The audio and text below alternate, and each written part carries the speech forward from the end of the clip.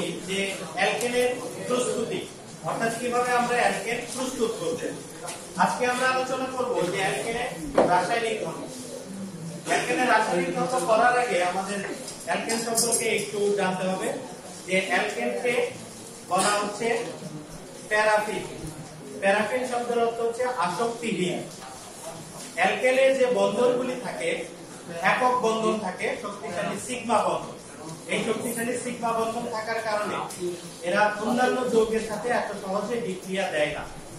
এই জন্যই অ্যালকেনকে আমরা বলছি প্যারাফিন বা আসক্তিহীন, অর্থাৎ অ্যালকেনের বিভিন্ন রকমের যে বিক্রিয়া দেবে সেরকম বিক্রিয়া দেয় না। আমরা এখানে আজকে কেবলমাত্র দুইটি বিক্রিয়া আলোচনা করব। অ্যালকেনের বেশি বিক্রিয়া নেই এই কারণে যে অ্যালকেনকে প্যারাফিন বলা হয়। এদের মধ্যে হাইড্রোজেন এবং কার্বনের শক্তিশালী সিগমা বন্ধন বা একক বন্ধন থাকে, এই জন্য এরা অন্যান্য যৌগের সাথে এত সহজে বিক্রিয়া করতে চায় না বা যুক্ত হতে চায় না।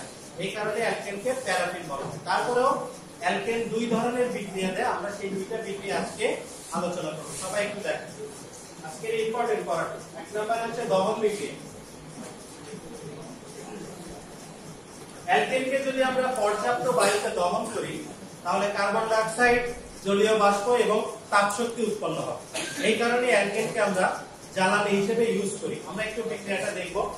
যেমন মনে করো মিথেন যোগ অক্সিজেন, তাহলে কার্বন ডাই অক্সাইড, জলীয় বাষ্প, গ্যাস লিখবে এখানে, যোগ শক্তি, তাপ শক্তি। LH কিন্তু -890 কিলোজুল। সবাই একটু দেখো বিক্রিয়াটি। আমরা বলছিলাম অ্যালকেনকে পর্যাপ্ত বায়ুতে যদি আমরা দহন করি কার্বন ডাই অক্সাইড, জলীয় বাষ্প এবং তাপ শক্তি উৎপন্ন হয়। এই কারণে অ্যালকেনকে আমরা জ্বালানি হিসেবে ইউজ করি। তোমাদের বাসায় যাদের গ্যাসের চুলা আছে, সিলিন্ডারের গ্যাস হোক বা যে কোনো গ্যাস হোক, সেখানে যদি আমরা রান্না বান্না করি তাহলে দেখবো যে লাকড়ি দিয়ে যে আমরা রান্না করছি তা হচ্ছে দ্রুত রান্না হয়। অর্থাৎ সেখানে এক অনু মিথেন গ্যাসকে যদি আমরা পোড়াই তাহলে প্রায় -890 কিলোজুল তাপ উৎপন্ন, প্রচুর তাপ। এই জন্য গ্যাসের চুলায় রান্না করলে রান্নাটা তাড়াতাড়ি হয়। এটা একটা ইম্পর্টেন্ট একটা প্রশ্ন যে অ্যালকেনকে জ্বালানি হিসেবে ব্যবহার করা হয় কেন। সেই ক্ষেত্রে আমরা লিখবো যে অ্যালকেনকে পর্যাপ্ত বায়ুতে দহন করলে কার্বন ডাই অক্সাইড, জলীয় বাষ্প এবং তাপ শক্তি উৎপন্ন হয়। এই কারণে অ্যালকেনকে জ্বালানি হিসেবে ব্যবহার করা হয় বলে এটা ইম্পর্টেন্ট একটি প্রশ্ন এবং উত্তর। 2 নম্বরে হ্যালোজেন প্রতিস্থাপন। হ্যালোজেন প্রতিস্থাপন বিক্রিয়া। আমরা একটা এক্সাম্পল দিচ্ছি, যেমন মনে করো মিথেন। মিথেনের সাথে একটা হ্যালোজেন নেব, বিশেষ করে ক্লোরিন নেব। আমরা ক্লোরিনের যদি একটা বিক্রিয়া দেই তাহলে দেখো একটা হাইড্রোজেন এখান থেকে প্রতিস্থাপিত হবে ক্লোরিন দ্বারা। তাহলে কার্বন আছে একটা, হাইড্রোজেন আছে চারটা, হাইড্রোজেন হয়ে যাবে 3টা। যে একটা হাইড্রোজেন চলে গেল এখানে একটা ক্লোরিন চলে আসে যোগ HCl। এগুলি সব গ্যাসীয় উপাদান, সব গ্যাস। দ্বিতীয় ধাপে এটা আবার বিক্রিয়া করবে, CH3Cl যোগ আবার ক্লোরিন গ্যাস। এখানে আল্ট্রাভায়োলেট রে নাও, অতি বেগুনি রশ্মি। এখানে আবার একটা করে হাইড্রোজেন কমে যাবে আর একটা করে ক্লোরিন বাড়বে, HCl। তৃতীয় ধাপে আবার বিক্রিয়া হবে, H2Cl2 যোগ ক্লোরিন, আল্ট্রাভায়োলেট রে UV, CH3 যোগ HCl। 4 নম্বর ধাপে আবার বিক্রিয়া হবে, CH3 যোগ ক্লোরিন, UV আল্ট্রাভায়োলেট রে, CCl4। একটা করে হাইড্রোজেন কমবে, একটা করে ক্লোরিন বাড়বে, HCl। সবাই একটু দেখো বিক্রিয়াটা। যে অতি বেগুনি রশ্মি অর্থাৎ প্রখর সূর্যালোকে, প্রখর সূর্যালোক যদি নিয়ে আবার মৃদু সূর্যালোকে, বিক্রিয়াটা দুই ধরনের হয়।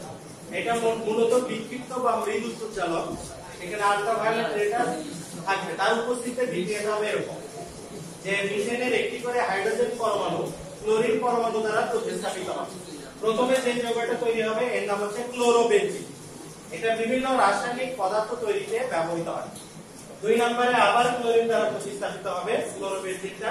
এখানে এর নাম হচ্ছে ডাইক্লোরোমিথেন, এর নাম হচ্ছে ক্লোরোমিথেন। ক্লোরোবেনজিন বলেছি, ভুলে যে এটার নাম হচ্ছে ক্লোরোমিথেন। দ্বিতীয়টা ডাইক্লোরোমিথেন।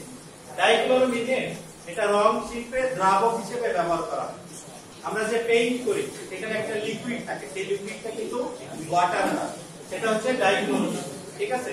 তৃতীয় ধাপে এই ডাইক্লোরোমিথেনটা আবার ক্লোরিনের সাথে বিক্রিয়া করে ট্রাইক্লোরোমিথেন উৎপন্ন হবে। এর আরেকটা নাম আছে ক্লোরোফর্ম। চেতনানাশক হিসেবে ব্যবহার করা হয়। অপারেশন যখন করা হয় তখন দেখা যাচ্ছে যে অজ্ঞান করার যে ডাক্তার থাকেন উনি রোগীর ওয়েট, প্রেশার, তারপরে বয়স ইত্যাদি মেপে তারপরে দেখেন যে কি পরিমাণ তাকে ক্লোরোফর্ম দিলে কতক্ষণ সে অজ্ঞান থাকে। ঠিক আছে।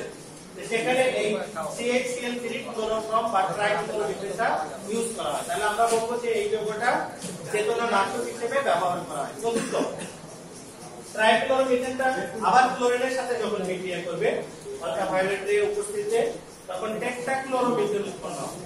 এই টেট্রাক্লোরোমিথেন আমরা ড্রাই ওয়াশ করতে ব্যবহার করি।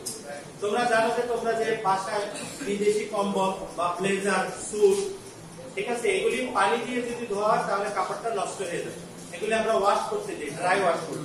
সেখানে দ্রাবক হিসেবে একটা রাসায়নিক পদার্থ ব্যবহার করা হয়, সেটা হচ্ছে টেট্রাক্লোরোমিথেন। তাহলে আমরা লিখব যে টেট্রাক্লোরোমিথেন ড্রাই ওয়াশ করতে দ্রাবক হিসেবে ব্যবহার করা হয়। এই ছিল হচ্ছে আমাদের অ্যালকেনের রাসায়নিক ধর্ম, যেগুলি পরীক্ষায় আসে ইম্পর্টেন্ট। আশা করি তোমরা এই জিনিসগুলি ভালোভাবে বুঝতে পেরেছো। এরপরে আরো একটি ক্লাস নিয়ে তোমাদের সামনে আসবো। আর আমার চ্যানেলটিকে বেশি বেশি করে সাবস্ক্রাইব করে দিবেন, লাইক, কমেন্ট এবং শেয়ার করে চারদিকে ছড়িয়ে দিবেন।